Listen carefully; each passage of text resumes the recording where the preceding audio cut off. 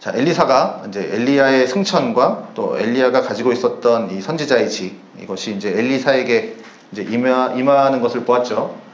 그리고 이제 지난주에는 이제 물이 나쁜 이 여리고에서 물을 살리는, 그러니까 생명을 주는 일과 그다음에 또 베델에서 이제 선지자를 모욕하는 그 자들에게 저주가 내려지는 그것들을 통해서 이제 하나님을 모욕하는 자들이 어떠한 심판을 받게 되었는지도 이제 어제 보았습니다. 자, 오늘 이제 3장을 볼 건데요. 3장은 이제 이렇게 시작합니다. 유다의 여호사밧 왕 18째 해에 아합의 아들 여호람이 사마리아에서 이스라엘을 12해 동안 다스리니라. 이제 이렇게 시작을 합니다. 자, 이스라엘 왕 이제 여호람이 등장을 합니다. 자, 여호람은 누구냐면 아합의 아들입니다. 그러니까 여호람은 근데 아합의 아들인데 아들이긴 하나 이렇게 그 전 왕 그 첫째가 아니고 그러니까 그 아하시아라는 왕이 그 전 왕입니다. 그러니까 아합의 다음 왕은 아하시아입니다. 그 다음에 이제 여로함이에요. 자, 열왕기하 1장에 보면 이제 아합이 죽고 그 다음에 나서 왕이 된 아들이 아하시아입니다. 아하시아가 왕인데 이 다락에서 떨어집니다. 다락에서 떨어져서 병이 드는데 그 부상을 에그론의 신 바알세부브에게 물어요. 내가 낫겠느냐? 이걸 여호와한테 물어보지 않고 바알세부브한테 물어봅니다. 그래서 여호와께서 이제 심히 노해서 이제 심판을 받아 죽습니다. 이제 근데 이 아하시아가 두 번째 왕이, 그러니까 아합의 아들에서 왕이 됐는데 후사가 없어요. 아들이 없었습니다. 그러니 이제 아합의 아들이었던 이제 둘째인지 아닌지 모르겠으나 하여튼 그 다음 이제 서열이었겠죠. 그 다음에 여호람이 이제 그 뒤를 이어서 이제 왕이 되는 겁니다. 형제겠죠, 아마. 자, 보통은 이제 장남이 왕이 되니까 아무래도 여호람은 이제 아하시아의 이제 동생일 가능성이 있습니다. 자, 어쨌든 이제 아하시아와 이 여호람은 이제 형제지간입니다. 자, 그가 이제 북이스라엘을 이제 12년 동안 다스렸습니다. 그래서 통치했는데, 그런데 이 여호람에 대한 평가가 어떻게 나오냐면, 그가 여호와 보시기에 악을 행하였으나 그의 부모와 같이 하지는 아니하였으니 이는 그가 그의 아버지가 만든 바알의 주상을 없이 하였음이라. 그러나 그가 느밧의 아들 여로보암이 이스라엘에게 범하게 한 그 죄를 따라 행하고 떠나지 아니하였더라. 뭐 잘했다는 건지 나쁘게 했다는 건지 나오죠. 그러니까 항상 열왕기서나 역대기서를 보면 왕이 나오고 그 다음에 왕에 대한 평가, 뭐 소개 이런 게 나오죠. 초반에 나오는데, 자, 여러분은 이 여호람을 어떤 왕이라고 생각을 하십니까? 요걸 딱 읽었을 때 이제 평가인데, 자, 어쨌든 여호와 보시기에 악을 행했다. 악한 왕인 것 같아요. 그런데 또 그의 부모와 같지는 또 않았다. 부모가 누굽니까? 아합, 이세벨입니다. 아합과 이세벨 아시죠? 북이스라엘을 바알을 섬기는 신앙을 가져온 장본인들입니다. 그래서 이스라엘 역사 속에서 가장 악한 왕이 누구냐라고 꼽을 때 아합 그리고 이세벨을 좀 대표적으로 꼽습니다. 자, 그런데 또 그의 부모와 같지는 또 않대요. 왜 그랬냐면 바알의 주상을 없앴답니다. 바알의 주상을 다 없앤 거죠. 대단한 일이죠. 바알 이게 상들을 다 없애버린 겁니다. 그러니까 아합의 시대에 아버지 아합의 시대에 여호와를 섬기는 사람들은 소수였고, 그다음에 바알을 섬기는 사람들이 이제 다수였던 시대. 엘리야만 봐도 뭐 750대 1이니까. 그 당시에 주류는 바알이죠. 바알을 섬기는 상황이었는데 다른 사람도 아니라 이 아합의 아들이 바알을 다 없애버렸으니까, 이 주상들을 다 깨버렸으니까 엄청나게 대단한 일을 한 거죠. 그런데 그렇게 했음에도 불구하고 그는 여호와 앞에서 정직히 행했다. 이런 말은 또 없어요. 평가를 받지 못한 이유는 뭡니까? 그 뒤에 나오죠. 그러나 그가 느밧의 아들 여로보암이 이스라엘에게 범죄한 그 죄를 또 따라갔습니다. 자, 그러면 이 여로보암이 누구길래 그 죄를 따라갔을까? 여로보암이 범하게 한 이스라엘의 죄가 뭡니까? 여로보암, 솔로몬이 죽고 나라가 두 개로 갈라지죠. 북왕국, 남왕국으로. 그래서 이스라엘과 남유다로 갈라집니다. 그때 북왕국 이스라엘의 첫 번째 왕이 이제 여로보암이죠. 여기 많이 헷갈리시죠? 여로보암, 르호보암. 여로보암입니다. 자, 자, 그러면 이 여로보암이 범하게 한 죄가 뭘까? 이스라엘이라고 하는 나라가 무슨 나라입니까? 이스라엘이라고 하는 나라는 하나님께서 택하신 나라고, 하나님이 이스라엘을 부르신 이유는 나를 찬송하게 하기 위함이다. 하나님을 예배하기 위함이죠. 그래서 다윗 때도 그랬고 솔로몬 때도 그랬고, 무엇으로 나라가 형성이 됐습니까? 성전을 중심으로 해서 성전에서 하나님을 예배하고 또 절기가 되면 모두 다 성전에 나와서 온 백성이 하나님 찬양하고 그렇게 예배하는 것이 이 이스라엘 나라의 이 핵심입니다. 예배 공동체. 그런데 나라가 이제 쪼개지죠. 솔로몬 이후로. 그러니까 남왕국이야. 이스라엘을 수도로 하니, 그러니까 이스라엘이 저기 있으니까, 예루살렘이 저기 있으니까, 예루살렘을 수도로 하는 성전이 그 나라에 있으니 하나님을 예배하는 게 큰 문제가 없습니다. 그런데 북이스라엘은 좀 다르죠. 북이스라엘은 아시다시피 12개 지파 중에 10개 지파가 모인 겁니다. 10개 지파. 그래서 10개 지파가 속합니다. 남쪽은 베냐민과 유다고, 그래서 이제 큰 유다가 있으니까 이제 유다 이렇게 부른 거고. 그러니 이스라엘이라고 하는 나라의 대세는 10개 지파가 모인 북이스라엘 사람들이 속하여 있는 거겠죠. 그러면 이 10개 지파 사람들이 그들도 똑같이 아브라함의 후손들이고 또 하나님의 백성들이니까 절기가 되면 예루살렘에 나와서, 그러니까 결국은 성전에 나와서 하나님을 예배해야 되고 때가 되면 하나님을 또 찬양해야 되고 이렇게 해야 되는데, 그러니 자연스럽게 때가 되고 절기가 되고 또 제사를 드려야 되고 하나님 앞에 나아가게 해야 한다면 백성들은 다 예루살렘으로 가겠죠. 북이스라엘 사람들이라도. 자, 그런데 통치자의 입장에서는 이게 마음에 안 드는 거죠. 우리 백성이 이제 갈라져서 형제지간이긴 하지만 이거 완전히 엄연한 적대국이니까. 그래서 초반에는 유다와 이스라엘이 전쟁을 굉장히 많이 합니다. 그런데 자기 백성들이 자꾸 이제 이 남유다 쪽으로 가니까 통치자의 입장에서는 그렇게 이게 자꾸 예루살렘으로 왔다 갔다 하니까 결국 가서 유다가 마음에 들어서 그쪽에 머물러 버리고 다시 올라오지 않으면 이게 이제 낭패인 거죠. 그러니 이제 가지 못하게 막아버리는 수밖에 없죠. 그런데 이들도 여호와 하나님을 또 섬기긴 해야 돼요. 그래서 어떻게 했느냐? 여로보암이 저기 보이시다시피 베델과 단에다가, 그러니까 남과 북 제일 먼 데다가 이제 우리는 예루살렘 성전에 갈 필요 없다. 하나님은 여기 계시니까 자 여기에서 예배하면 된다. 이렇게 해서 베델과 단에다가 이제 금송아지를 만들죠. 그렇고 사람들에게 거기 가서 예배드리게 한 겁니다. 이제 내려가지 마라. 자, 그런데 북이스라엘은 이제 점점 처음에는 이렇게 했는데 점점 이제 자기만의 방식으로 바뀌어가는 거죠. 자기만의 방식으로 예배를 만들어 갑니다. 시간이 흐르고 이제 왕들이 계속 바뀌면서 처음에는 이게 잘못이라고 여겨졌던 것들이 우리가 어쩔 수 없이 하는 거다라고 여겨졌던 것들이 어느새 사람들에게는 이제 이게 너무나도 자연스러운 일이 되어버린 거예요. 나라가 처음 분열됐을 때 사람들도 예루살렘 성전을 기억하고 있었을 겁니다. 하지만 이게 세월이 지나면서 이제 뭐 예루살렘에서 북이스라엘에서 태어난 사람들은 이미 나라가 나눠져 있기 때문에 나눠져 있던 시대이기 때문에 그들도 뭐 예루살렘에 가본 적도 없었을 거고, 그러니 그들에게는 베델, 단 여기서 드리는 예배가 더 익숙한 거죠. 더 자연스러운 거고, 이게 이제 그런 신앙의 모습으로 변해가 버린 거죠. 예루살렘을 뭐 가본 적도 없으니. 더군다나 하나님은 눈에 보이지 않습니다. 예루살렘 성전에서도 하나님의 형상이 보이지 않잖아요. 그런데 여로보암은 어떻습니까? 베델과 단에다 금송아지 세워놨잖아요. 금송아지 형상을 세워놓고 이것이 너희를 인도한 여호와다. 우리는 금송아지다. 그렇지만 그 사람들은 이게 여호와야 이렇게 얘기하니까 이제 그 금송아지를 여호와로 섬기는 거예요. 풍요와 번영을 상징하는 그 형상은 사람들 마음에 쉽게 다가갈 수 있겠죠. 형상을 만들어놨으니까. 그래서 쉽게 끌어당겼고 결국 사람들은 점점 하나님이 원하는 예배가 아니라 점점 자기들이 원하는 눈에 보이는, 그러니까 익숙한 예배 쪽으로 이제 흘러가 버리는 거죠. 그러니까 이 여호람의 입장에서, 아까 아하시아 다음에 여호람의 입장에서 이제 왕이 됐습니다. 자신의 아버지가 섬겼던 그 바알을 섬기던 사람이고, 자기 앞선 왕 2년밖에 왕을 못했지만 어쨌든 자기 형도 바알을 섬기던 사람이었는데, 그런데 아합이 죽는 걸 봤어요. 그리고 자기 형 아하시아가 죽는 것도 봤어요. 이 여호람의 입장에선. 그러면 이건 여호와가 치셨구나 라는 것을 이렇게 봤겠죠. 깨달았겠죠. 그러니 여호와를 무시하고 내가 바알을 섬기다가는 아버지처럼 형처럼 죽을 수도 있겠구나, 눈으로 직접 봤으니까 하는 마음이 있으니 그는 바알을 단호하게 없앱니다. 주상들을. 그런데 그 용기도 대단하지만 어머니 이세벨은 아직 살아있어요.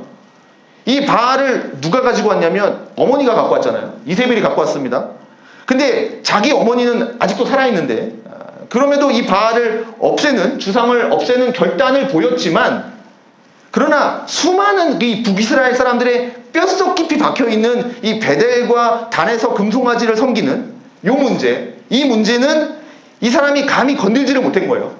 이 예배드리는 문제까지는 못 건드린 거예요. 그러니까 주상 정도는 없앨 수 있었는데 내가 이것까지 없애버리면 저들에게, 이 백성들에게 버림받을 수도 있다 라는 두려움이 생긴 겁니다. 그러니까 비록 바알의 주상들을 없애기는 했지만 그건 칭찬받을 만한 일이지만 그러나 완벽하게 우상을 없애지는 못했습니다. 여로보암의 길을 여전히 따라가는 거죠. 그래서 이제 아까 나왔던 얘기고요. 그러니까 그는 하나님 앞에서도 그렇고 사람들 앞에서도 그렇고 뭔가 이제 줄타기 하는 거죠. 애매한 모습을 보이는 겁니다. 사람들은 때로는 이게 지혜라고도 얘기합니다. 융통성 뭐 이런 식으로 해서 이쪽에도 잘 보이고 저쪽에도 잘 보이면 그 딱 중간을 가는 거, 이런 모습을 취했던 건데, 왕이 되면 왕은 어떠한 마음을 갖고 싶을까요? 좋은 왕이 되고 싶겠죠. 그리고 왕이 되면 가장 갖고 싶은 게 왕으로서의 권력이겠죠. 이 왕권을 내가 얼마만큼 가지고 있느냐, 왕권을 틀어잡고 있느냐, 그래야 반란이 안 일어나니까. 이것이 뛰어난 왕에 대한 뭔가 하나의 상징이 될 수 있겠죠. 그래서 이 여호람이 갑작스럽게 왕이 됐잖아요. 여호람은 뭐 이렇게 스텝을 밟은 게 아니라 뭐 왕자, 세자 이런 게 아니라 자신이 왕이 될 생각도 안 했었는데 갑자기 왕이 된 거잖아요. 그럼 이 기회를 날리면 안 되잖아요. 자칫하다가는 뭐 죽을 수도 있으니까 왕권이 있어야 되겠죠. 왕권이 있는 왕이 돼야 되겠죠. 그런데 지금 이 여호람이 왕이 된 이 시대는 아버지 그 아합이 이스라엘을 통치하던 시대보다는 확실히 그 왕권에 대한 강력함이 떨어져 있는 시대였습니다. 그러니까 왕권을 많이 잃어버렸어요. 나라가 국력이 많이 상실된 상태입니다. 그 상태에서 이게 성전을 없앤다? 그러니까 반란이 일어날 수도 있잖아요. 그걸 나타내주는 게 뭐냐면 모압의 배반입니다. 모압의 배반. 이스라엘 요단 동편에 있는 이 모압이라는 땅이 이스라엘의 원래 속국이에요. 이 북이스라엘의 속국이에요. 그래서 이스라엘에 많은 조공을 바쳤던 나라가 이 모압이라는 땅입니다. 나라였는데 아합이 죽고 나니까 어떻게 되냐면 이 모압이 배반을 때립니다. 배반을 해버리죠. 이들이 얼마만큼 조공을 바쳤냐면 새끼 양의 10만 마리의 털, 그 다음에 숫양 10만 마리의 털, 이렇게 엄청난 양의 조공을 바쳤습니다. 자, 그런데 이제 이들이 배반을 해버리니까 아합이 죽고 나서 이렇게 조공을 바치지 않으니까 이 모압으로부터 받는 이 양털, 이 북이스라엘의 경제에 있어서 매우 중요한 위치를 차지하고 있었는데, 그런데 그들이 이제 이 조공을 안 바치니까 경제적 손실이 오죠. 또 이게 소문이 날 거 아닙니까? 모압이 배반했다. 그럼 국제 정세 속에서도 모압이 이스라엘을 배반했다라고 하니까 이스라엘의 국력이 많이 약해졌다라고 생각할 수밖에 없겠죠. 그래서 여호람이 꺼내든 카드, 이거 분위기도 내적 상황도 안 좋고 외적 상황도 안 좋으니 이때 하는 게 뭡니까? 전쟁이겠죠. 전쟁 카드를 하는 겁니다. 그래서 이제 모압을 정복하려고 이제 그 카드를 꺼내는 거죠. 그래서 흔히 왕들이 새로 부임을 하고 왕권을 강화하기 위해서 하는 정책 중에 하나가 바로 전쟁을 하는 거 아닙니까? 전쟁을 통해서 시선을 쫙 끌어들이고 그리고 왕권을 나타내는 거죠. 그래서 이 여호람은 모압을 향해서 전쟁을 선포합니다. 그래서 이제 3절에서 6절, 3장 6절에서 7절 나오는데요. 자, 그때 여호람 왕이 사마리아에 나가 온 이스라엘을 둘러보고 또 가서 유다의 왕 여호사밧에게 사신을 보내 이르되 모압 왕이 나를 배반하였으니 당신은 나와 함께 가서 모압을 치시겠느냐 하니 그가 이르되 내가 올라가리이다. 나는 당신과 같고 내 백성은 당신의 백성과 같고 내 말도 당신의 말들과 같으니이다. 이렇게 하는 거예요. 그러니까 모압을 향해서 전쟁을 선포한 이 여호람이 이스라엘을 한번 쭉 둘러보죠.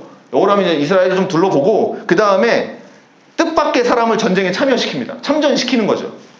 바로 남왕국 유다의 왕 누구죠? 여호사밧을 참전시킵니다.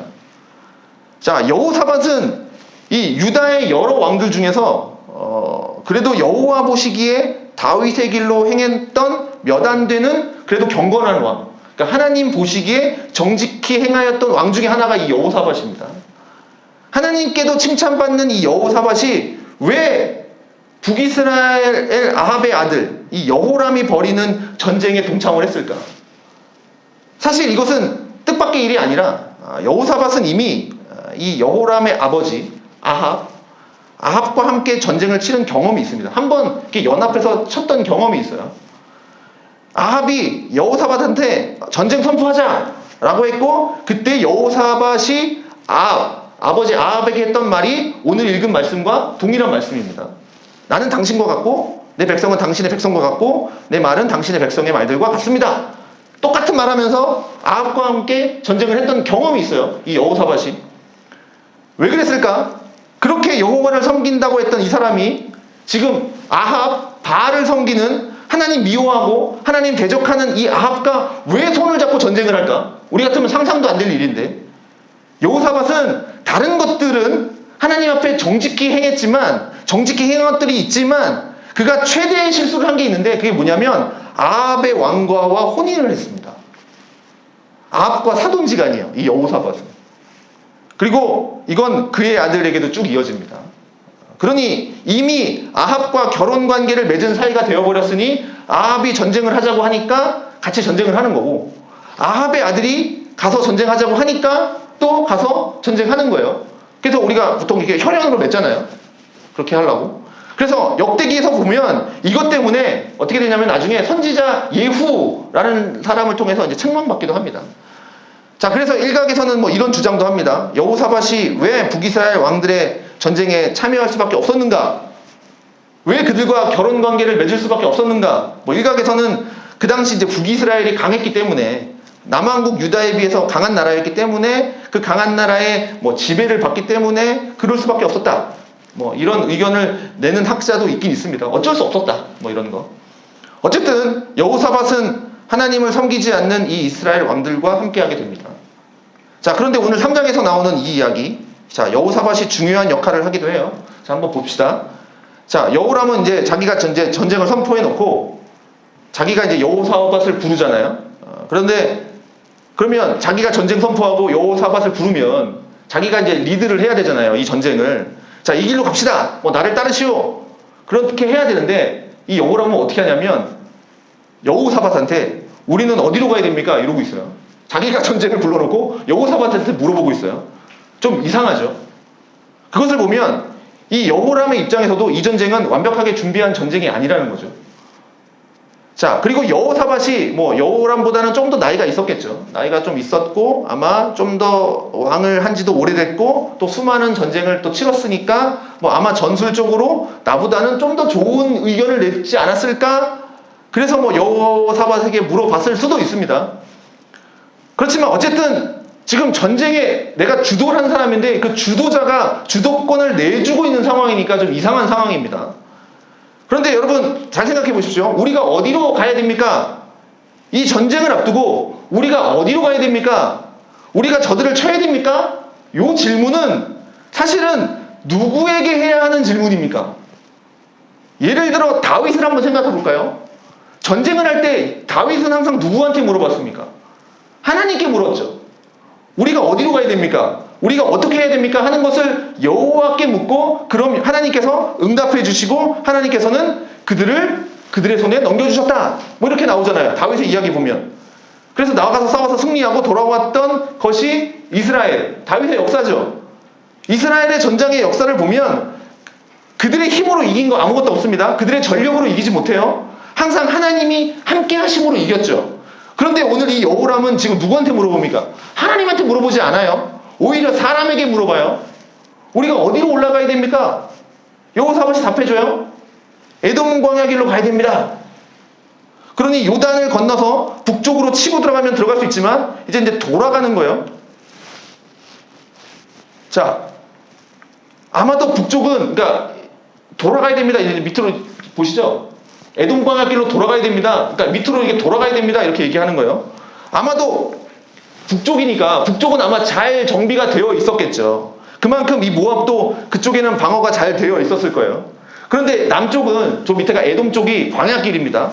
그러니까 쳐들어오기가 쉽지 않겠죠. 이 광야 사막을 지나가야 되는 거니까. 그래서 방비가 허술할 테니 여호사밧은 광야를 돌아서 남쪽으로 치는 것이 이들의 전략이었습니다. 그래서 이제 9절에 보니까 이스라엘 왕과 유다의 왕과 에돔 왕이 이 길을 간다라고 되어 있습니다. 갑자기 에돔 왕이 등장을 합니다. 여기 원래 2명이었는데 북이스라엘 남유다 에돔도 이제 같이 동참을 하는 거예요. 모압을 치려고. 그래서 이스라엘, 여호람, 유다의 왕 여호사밧과 함께 에돔 왕이 지금 소리도 없이 이제 같이 이제 참전을 하는 거죠. 자, 에돔은 유다의 속국입니다.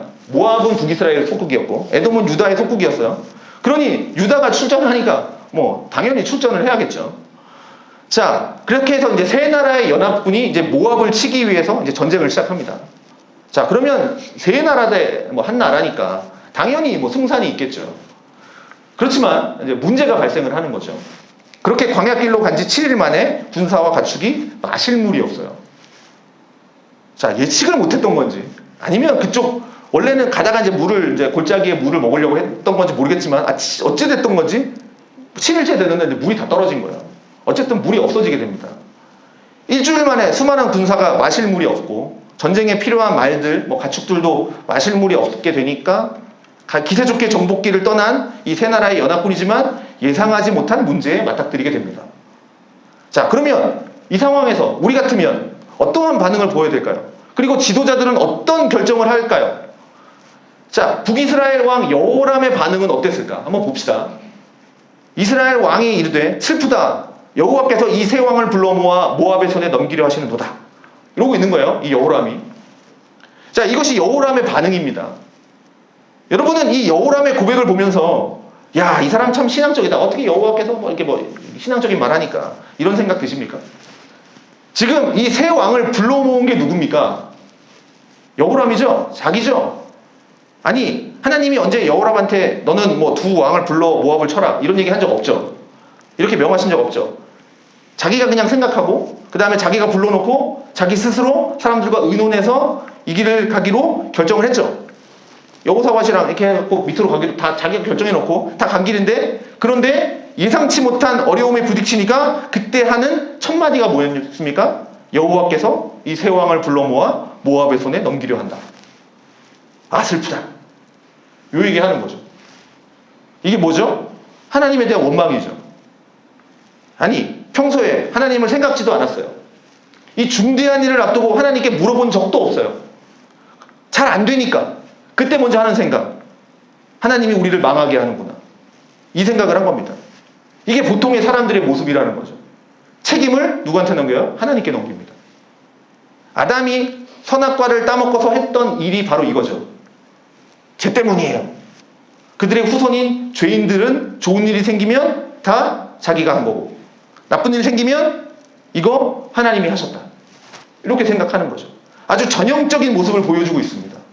이 여호람이 여호와께서 이 세 왕을 불러 모아 모압의 손에 죽이려 하시는도다. 아, 슬프다. 그러면 이렇게 갈등 생기고 어려움이 생기고 예상치 못한 일이 발생하고 잘 될 것 같은데 안 되고 뭔가 막히고 부딪히고 걸리고 넘어지고 하는 그런 일들이 우리 가운데 발생했을 때 우리는 어떤 반응을 보여야 됩니까? 우리는 어떻게 해야 됩니까? 여호람이 아닌 여호사밧은, 남유다 여호사밧은 또 다른 반응을 보여주는데, 이것이 오늘 본문의 이제 전환점이 되는 사건이에요. 그게 11절입니다. 여호사밧이 이르되 우리가 여호와께 물을 만한 여호와의 선지자가 여기 없느냐 하는지라. 이스라엘 왕의 신하들 중에 한 사람이 대답하여 이르되 전에 엘리야의 손에 물을 붓던 사밧의 아들 엘리사가 여기 있나이다. 자, 그러니 여호람은 여호와께서 우리를 망하게 하신다, 이렇게 반응을 보인 반면에 여호사밧은 일단 이 상황에서 뭐합니까? 여호와께 물을 만한 선지자가 어디 없느냐 라고 찾습니다. 아합과 전쟁을 나갔을 때도 같은 얘기를 했어요. 여호와께 물을 만한 선지자가 없습니까? 이렇게 물어봤습니다. 어쨌든 여호사밧은 하나님 앞에 뭐 완벽한 사람은 아니지만 그래도 그의 마음 기본적으로는 좀 깔려있죠. 하나님께 물어야 되는구나, 하나님의 뜻을 찾아야 되는구나, 이게 기본적으로 깔려있는 왕이에요, 이 여호사밧은. 자, 시작을 하나님 앞에 구하지도 못했고 시작부터 하나님 앞에 온전히 기도하면서 뭐 나아가지 못했다, 그렇다 하더라도 그래요, 이게 뭔가 내 상황 가운데 부딪혔을 때 그때라도 하나님 앞에 좀 엎드려서 하나님, 이 길이 맞는 길입니까? 우리가 이렇게 가는 게 옳은 겁니까? 하는 것을 그때라도 물어야죠. 시작은 못했더라도 그때라도 하나님께. 일단 여호사밧은 이제 그걸 했다라는 거죠. 여호와의 선지자가 있느냐 그랬는데 엘리사가 여기 있다라고 얘기합니다. 엘리사가 언제부터 따라왔는지는 모르겠어요. 뭐 성경에 나와 있지 않으니까. 그러니까 구약 시대의 전쟁은 나라와 나라의 전쟁이기도 하지만 그 나라가 섬기는 이게 신대 신의 전쟁이니까 아마 선지자들이 같이 동참을 했던 것 같아요. 신대 신의 전쟁이니까. 근데 엘리사도 이제 거기 같이 따라갔던 것 같아요. 그런데 이 엘리사를 뭐라고 소개해 주는지 한번 보십시오. 전에 엘리야의 손에 물을 붓던 사밧의 아들 엘리사. 자, 지금 이스라엘 백성들의 문제는 뭐였습니까? 물이 없어서 문제인 건데 지금 엘리사는 누굽니까? 물을 붓는 자예요. 물을 붓던 자. 물이 없는 사람에게 물을 붓는 사람을 데려다 준 겁니다. 그래서 엘리사에게 대해서 이제 여호사밧이 들으니까 그가 뭐라고 말하냐면 여호와의 말씀이 그에게 있다. 엘리사에게 있다. 여호사밧이 이런 반응을 보여요. 엘리사는 여호와의 말씀이 있는 사람이에요. 그래서 새 왕이 이제 엘리사에게로 갑니다. 엘리사를 불러와라. 아니죠. 이 새 왕이 가는 겁니다. 이 새 왕이 직접 가요. 이제 하나님의 말씀 들으러. 그래서 이제 13절에 엘리사가 이스라엘 왕에게 이르되 내가 당신과 무슨 상관이 있나이까? 당신의 부친의 선지자들과 당신의 모친의 선지자들에게로 가소서 하니 이스라엘 왕이 그에게 이르되 그렇지 아니하니이다. 여호와께서 이 새 왕을 불러 모아 모압의 손에 넘기려 하시나이다. 이렇게 얘기하는 거죠.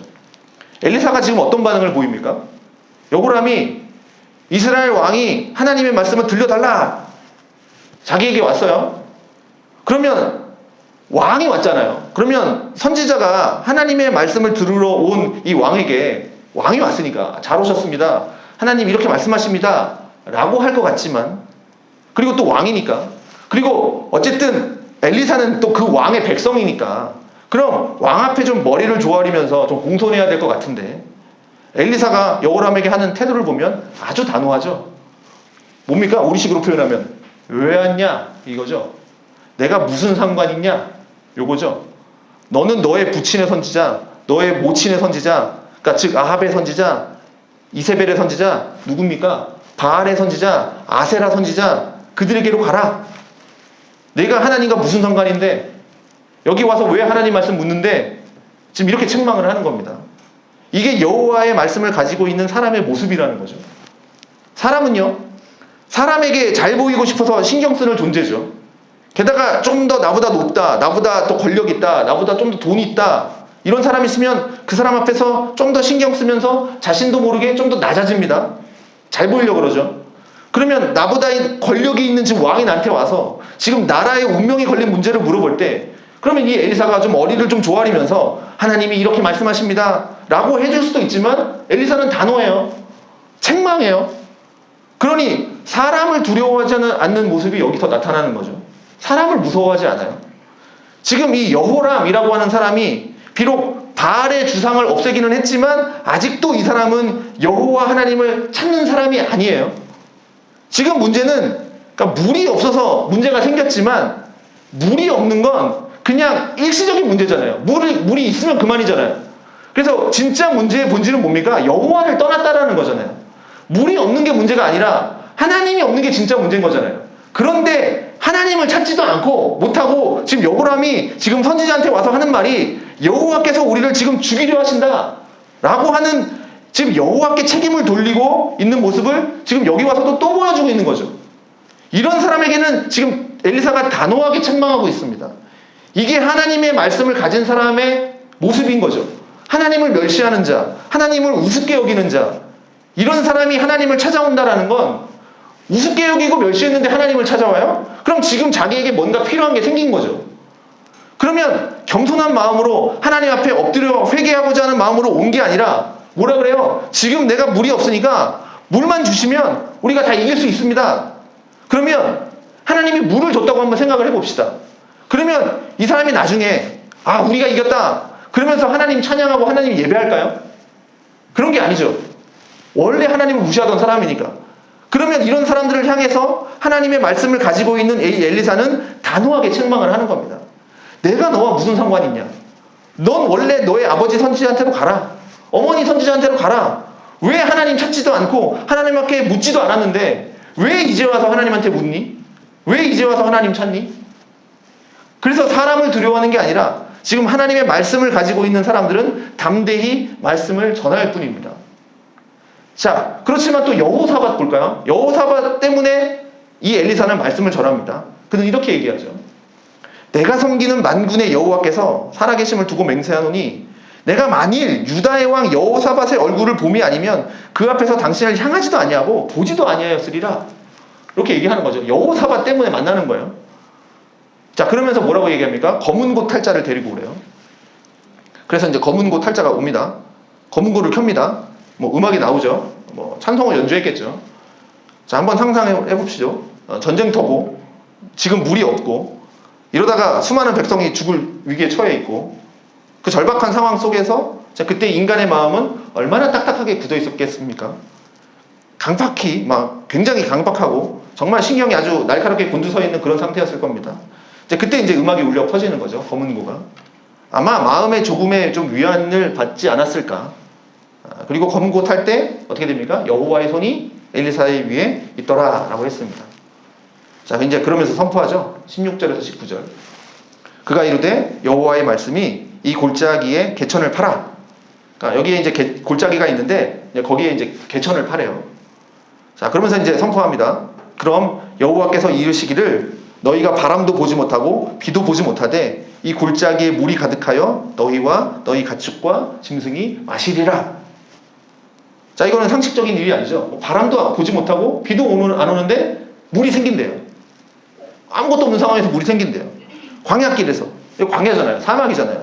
골짜기에 땅을 팠을 때 갑자기 뭐 땅 속에서 이렇게 물이 올라오는 뭐 그런 거 아니고 요 정도 되면 뭐 우물이 있으니까 땅 파고 이런 게 아니라 그런 걸 얘기하는 게 아니라 땅을 파면 그냥 맨 땅 나오는 건데 근데 거기에다가 깊이 파라는 거예요. 뭐 물이 밑에 있으니까 올라온다 뭐 이런 얘기 하는 게 아니에요.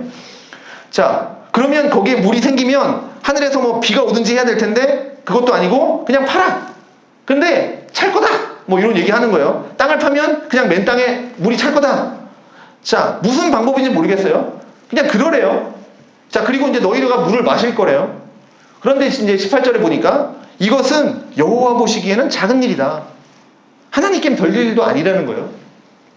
자, 근데 이것뿐만 아니라 그 다음 어떻게 된답니까? 모압 사람도 당신의 손에 넘기리니 당신들이 모든 견고한 성읍과 모든 아름다운 성읍을 치고 모든 좋은 나무를 베고 모든 샘을 메우고 돌로 모든 밭을 헐리이다. 자, 요런 말씀까지 이제 주십니다.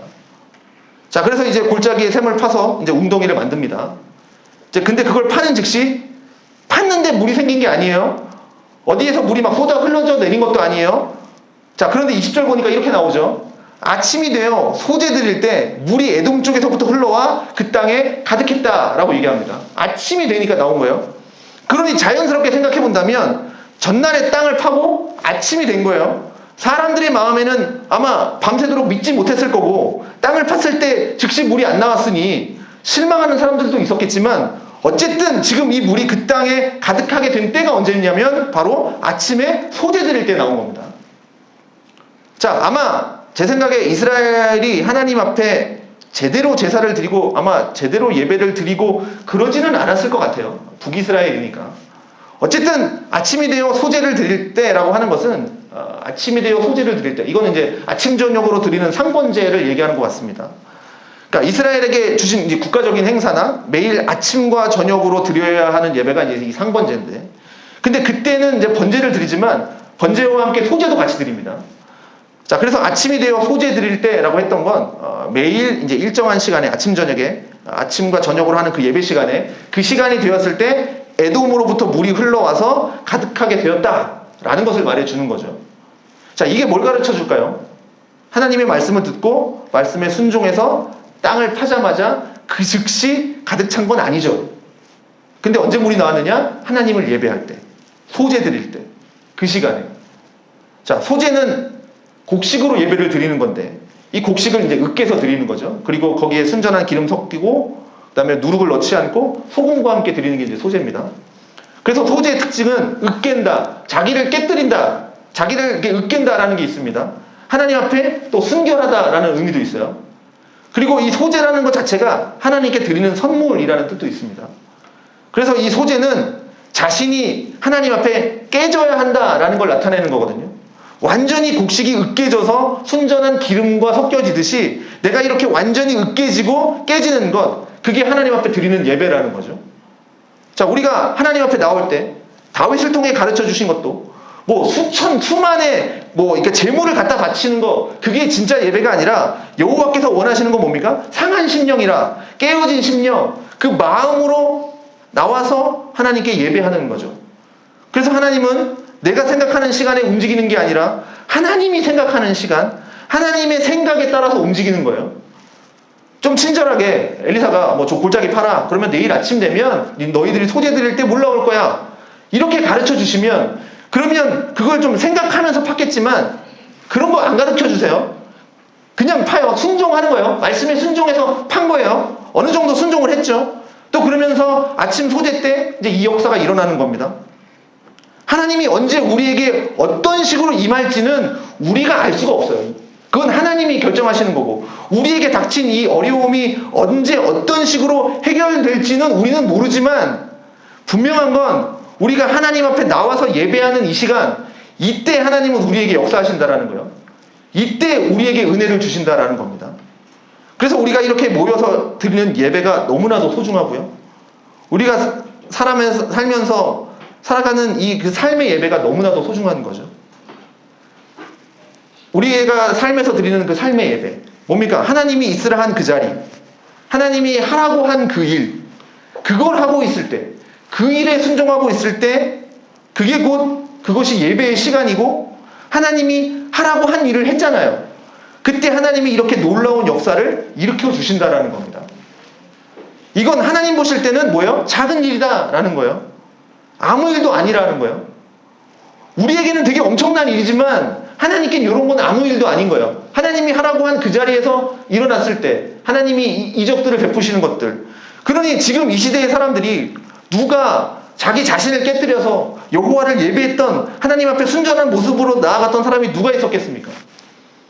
다 우상하게 절했던 사람들이고, 베델과 단에 있는 그 금송아지에 절하고 있는 사람들이고, 눈에 보이는 그 바알 주상은 다 사라졌다 하더라도 마음속에는 여전히 바알, 아세라 섬기고 있는 사람들로 가득 모여 있었던 이 세 나라의 연합군이었지만, 그들 속에서도 이렇게 하나님의 말씀 듣고 그 말씀에 순종했을 때, 하나님이 있으라고 한 그 자리에 있을 때 하나님은 기적과 같은 일을 보여주셨다라는 거죠.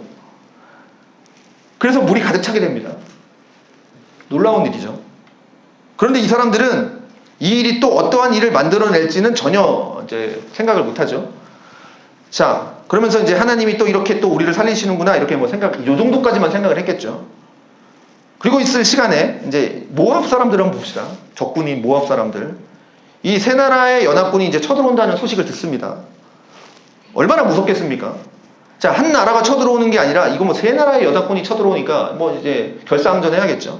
그래서 이 나라도 이제 경계태세에 들어갑니다. 이 모압도. 자, 갑옷을 입을 만한 자로부터 해서 모든 사람을 다 불러 모아요. 그리고 이제 경계를 서요.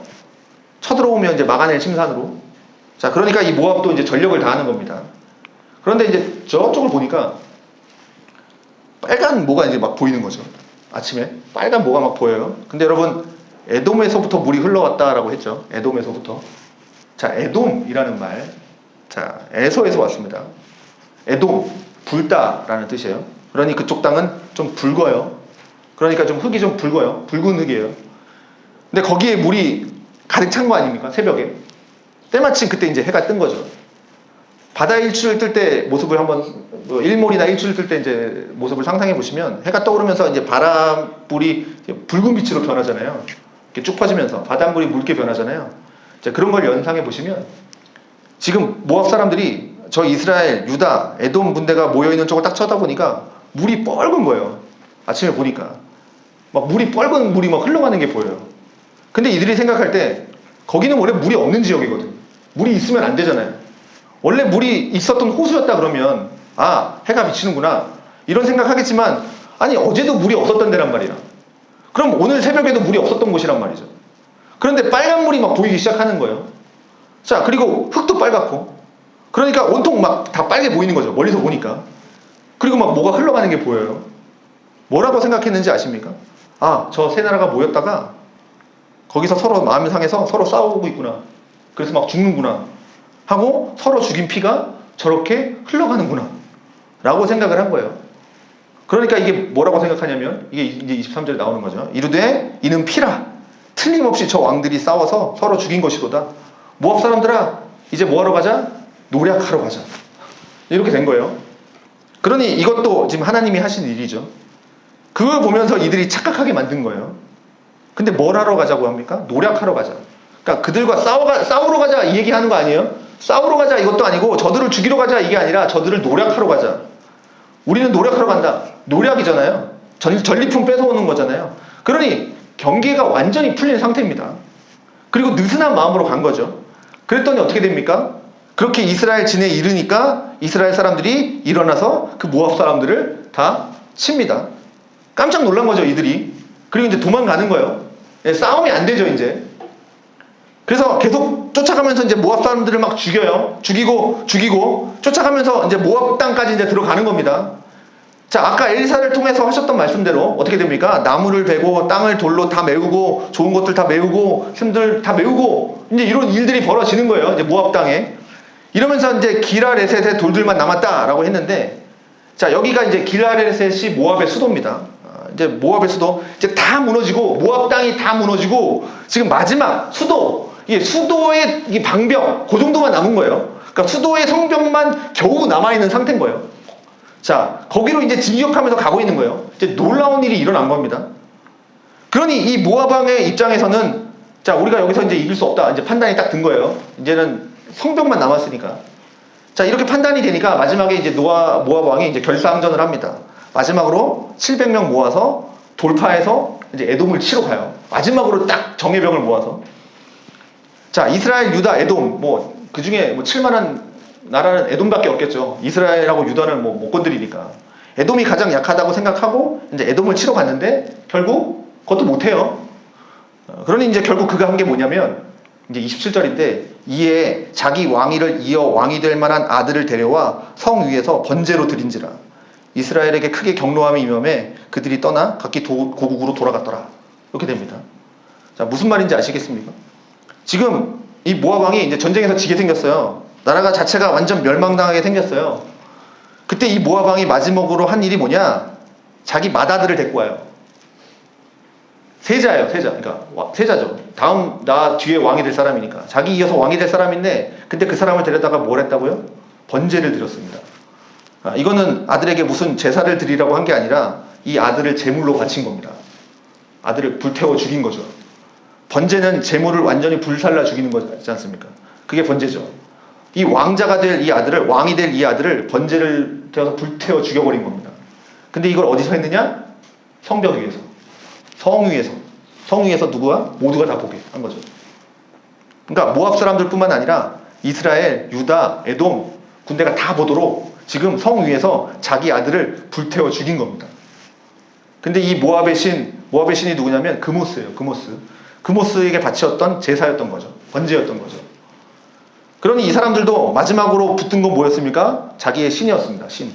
자기 신밖에 믿을 게 없는 거죠. 마지막으로 자기네 신한테 좀 자기들 좀 살려달라고 이렇게 예배 드린 거예요. 제사 드린 건데, 그모스에게 그 드리는 제물은 뭡니까? 여호와께서 가장 싫어하시는, 가증하게 여기시는 인신제사. 모압 왕은 절박한 상황 속에서 자기를 이어서 왕이 그 왕자를 불태워 죽여버린 거죠. 그랬더니 결과가 어떻게 됐습니까? 이스라엘에게 크게 경노함이 임하매. 사실 이게 무슨 뜻인지 되게 애매한데, 이게 이스라엘에게 진노가 임했던 건지 아니면 이스라엘이 지금 화가 났다라는 건지 뭔지는 잘 모르겠지만, 근데 나타난 결과는 이스라엘 백성들이 그 모습을 보면서 커다란 충격에 빠진 것 같고, 그러면서 결국 싸울 의지를 다 잃어버리고 싸움을 멈추고 그냥 돌아갔다라고 얘기합니다. 그래서 결국 이 전쟁의 최종 승자는 누구냐? 없습니다. 그냥 이렇게 끝납니다. 그래서 그냥 다 해산하는 겁니다. 마지막 하나 남은 거기를 점령하면 이제 끝인데, 거기 가서 그모스 제사가 딱 나오면서 모두가 그냥 다 돌아가 버려요. 아무 일도 없었던 거죠. 그냥 돌아가 버립니다. 그러니까 승자가 없어요. 에돔이 승리한 것도 아니고 모압이 승리한 것도 아니고 유다가 승리한 것도 아니고 그냥 이스라엘이 승리한 것도 아니에요. 그냥 끝나죠. 이게 우리에게 뭘 가르쳐 줄까? 결국 사람들은 자기 인생에서 어떠한 두려움이 찾아오게 됐을 때, 즉 내가 생각한 것대로 안 되거나 막히거나 뭔가 어려움이 발생했을 때 그때 사람들이 하는 행동이 뭔지가 이제 여기 나타나는 거죠. 뭡니까? 우선 첫째는 자신이 세운 전략대로 움직입니다. 자기 생각대로. 그래서 여호람도 여호사밧에게 우리가 어디로 가야 됩니까? 에돔 광야로 지나갑시다. 아, 그게 좋겠군요 하고 하는 그 전략, 자기가 세운 전략을 따라가는 거고, 이 모압 왕도 정예군을 모아서 에돔을 치러 가기도 했지만 그것도 결국 안 되니 어떻게 해요? 자기 아들을 불태워 죽이는 일을 하고 자기가 생각한 대로 해요. 그래서 자기 생각대로 움직이면 결론이 뭐라고요? 승자는 아무도 없어요. 다 지는 거예요. 그냥 다 자기 패망의 길로 가는 거예요. 그러니 이 이야기를 보면서 우리에게도 여러 가지 일들이 생기죠. 있습니다. 고난의 일도 있습니다. 안 되는 일도 있죠. 내가 생각했을 때 분명히 이건 잘 될 거라고 생각했지만 갑자기 생각하지 못했던 일이 갑자기 막 벌어져서 막히는 일들도 있습니다. 그런 건 무엇인가? 그럼 이거는 하나님께서 우리에게 잠시 가던 길을 좀 멈추고 하나님의 뜻이 무엇인지를 물어보라 라고 하는 기회일 수도 있거든요. 이건 기회거든요. 그래서 잘 안 되면 처음에 드는 생각은 아, 하나님이 또 막으시는구나 이런 생각을 한다고요. 스스로. 근데 언제 하나님한테 물어봤냐고요. 언제 하나님의 뜻을 확신하고 그런 것도 없으면서 안 돼버리면 하나님 또 나의 길을 왜 막으시는 겁니까? 이렇게 간다고요. 우리는 항상. 그러나 그게 아니라 그게 뭔가 막히면 하나님이 원하는 것이 아닐 수도 있으니 하나님께 물어보라고. 지금 우리의 인생에 브레이크를 거시는 거라는 거죠. 우리가 스스로 브레이크를 걸지 못하니까 하나님이 지금 브레이크를 거시는 거예요. 그리고 잠시 멈춰서서 생각하라는 거죠. 근데 자기 생각대로 말고 여호와께 물을 만한 선지자가 어디 있느냐, 여호와의 말씀을 전해줄 사람이 어디 있느냐, 그걸 찾으면서 여호와의 말씀이 그에게 있도다, 그 말씀이 있는 사람을 찾아서 그 말씀을 통해서 그 사람을 통해서 말씀을 들어야 된다라고요. 그러면 하나님이 하나하나 해결책을 주시는데 우리에겐 그런 것들이 커다란 일처럼 보이지만 하나님께는 매우 작은 일이다. 우리가 그렇게 하나님께 물으면 하나님은 답을 주시고 이 문제를 해결해 주신다라는 거죠. 이걸 우리에게 지금 가르쳐주고 있습니다. 그런데 근본적으로 우리의 마음이 하나님을 향해서 가기보다는 자꾸 내가 정해놓은 그 우상을 향해서 가려고 하는 마음이 기본적으로 있으니까 하나님의 말씀을 물어보고 하나님의 뜻을 물어볼 때도 물이 없으니까 물만 주십시오. 나머지는 내가 다 알아서 하겠습니다. 지금 돈이 없으니 지금 나한테 돈 주십시오. 나머지는 내가 내 계획대로 해보겠습니다. 지금 이런 태도들이 우리에게 너무나도 많다라는 거죠. 사실 우리가 여호와를 섬기는 사람들이고 하나님의 백성들이라면 말이죠. 보십시오. 여기 마지막에 나오는 이 모압 왕, 이 왕의 태도를 보면 어떻게 보면 정말 경악스러운 태도죠. 그런데 이 모압 왕이 가지고 있는 자기 신에 대한 충성도, 이거는 앞에 나온 이 여호람이나 여호사밧과는 비교할 수 없는 충성도죠. 그 잘못된 신, 거짓된 신, 그 신 앞에 바치는 게 뭡니까? 가장 사랑하는 아들까지도 바쳐요. 그런데 여호람은 하나님 앞에 뭘 바쳤습니까? 아무것도 없죠. 그냥 안 되면 하나님 탓하고, 어려우면 하나님 이것 좀 도와주시면 되겠다. 그런데 자기는 아무것도 한 게 없어요. 오히려 이 모압 왕은 그 우상에게 자기가 가장 소중하게 여기는 아들을 불태워 죽이는 그 헌신을 보이고 있는, 헌신을 보이고 있는데 하나님의 백성이라고 하는 사람은 아무것도 하지 않고 있어요. 그래서 이렇게 우상에 빠지면 또 잘못된 판단력으로 인해서 너무 이상한 길로 가버리지만, 때로는 하나님의 백성들이 우상을 섬기는 사람들보다도 열정이 있지 못해서 아무것도 하나님께 드리는 것도 없고 하는 것도 없고, 안 되면 그냥 하나님 탓하고 잘 되면 그냥 자기 자랑하고 이렇게 살고 있는 모습들, 이것을 오늘 엘리사를 통해서 우리에게 지금 일깨워 주시는 겁니다. 내가 너와 무슨 상관이 있는데, 넌 너의 신에게로 가라. 우리 그런 말 듣고 싶으십니까? 하나님께 딱 나왔는데 막 하나님 앞에 기도하는데, 야, 내가 너와 무슨 상관이 있는데 지금 와서 나한테 왜 지금 기도하는 거지? 너 그동안 내가 찾고 내가 좋아했던, 네가 사랑했던 저 우상한테 가서 빌어봐. 왜 나한테 왔어? 이런 대우 받고 싶으십니까? 예배를 왔는데. 그런 건 아니잖아요. 그러면 우리는 하나님 앞에 하나님의 말씀을 묻고 하나님의 뜻을 묻고 그 하나님의 뜻대로 살고 하는 그런 순종의 모습이 우리에게 너무나도 필요한 겁니다. 자, 그래서 우리 인생에도요, 이런 어려움들이 때로 닥칠 때도 있지만, 그때마다 하나님께 물어보라고 하는 신호구나. 그래서 내가 멈춰야 되겠구나 하고 하나님 앞에 진지하게 물어보십시오. 그리고 그 시간이, 물어보는 시간이 뭡니까? 바로 예배 드리는 시간입니다. 그래서 우리의 일상을 잠시 멈추고 이 자리에 와서 우리가 하나님 앞에 있잖아요. 찬양 부르고 기도하고 말씀 듣고. 우리가 이 시간이 지금 1시간 정도의 시간이지만 그래도 우리의 일상을 잠깐 멈추는 지금 시간이잖아요. 우리 하던 일상들을 잠깐 멈추고 하나님 앞에 지금 나와서 예배 드리잖아요. 브레이크를 걸고 지금 우리가 지금 나와 있지 않습니까? 그러면서 하나님께 묻고 듣고 다시 세상으로 돌아가서 또 행하고 이렇게 사는 겁니다. 이게 우리에게 주신 하나님의 은혜라는 거죠.